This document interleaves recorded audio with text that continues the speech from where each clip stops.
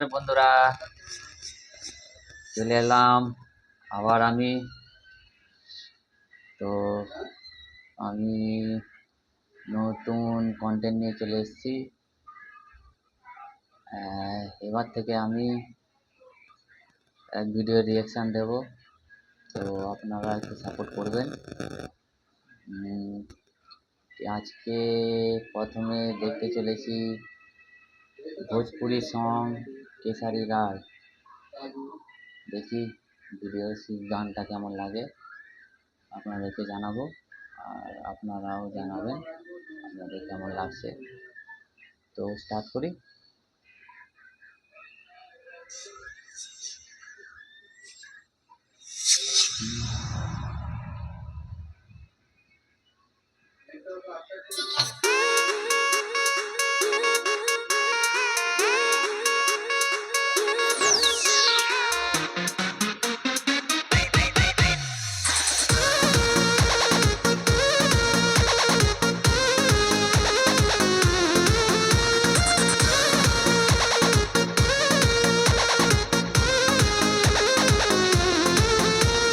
छीटा जवानी के उड़े दहो, मनवा से मनवा के जुड़े दहो।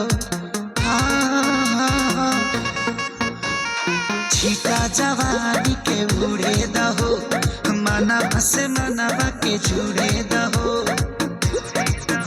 आज सुत दरिया तान के तान के तान के टूट जाए राजा जी, टूट जाए राजा जी पलंग सागवान के, टूट जाए राजा जी पलंग सागवान के। তবে একটা জিনিস বলবো, মিউজিক কিন্তু গাঁড় ফাটা মিউজিক।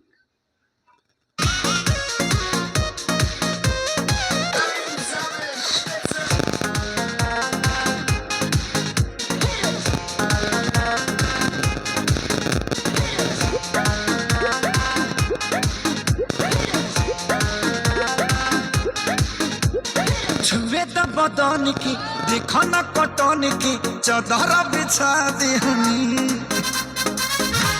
पलंग जी मन पिघला देहनी, पलंग पर झुलुआ झुला देहनी। छुए तो बदन की देखो न कटन की चादर बिछा देहनी।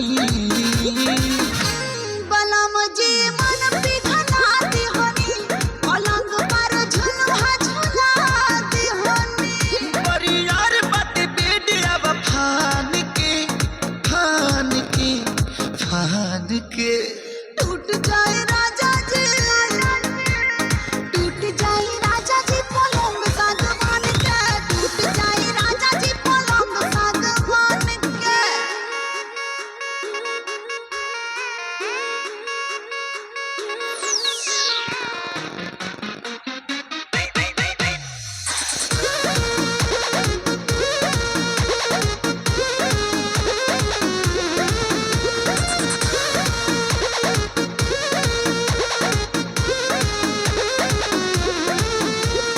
बने तो बेसरमी देहिया में गरमी पैठे लागी हो। अमरिया ऐठे लागी हो, नस नस बैठे लागी हो। बने तो बेसरमी देहिया में गरमी पैठे लागी हो।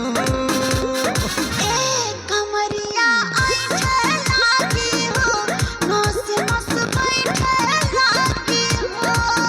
तू बहाना न बनावा सब जान के जान के जान के टूट जाए राजा जी, टूट जाए राजा जी पलंग सागवान के, टूट जाए राजा जी पलंग सागवान के।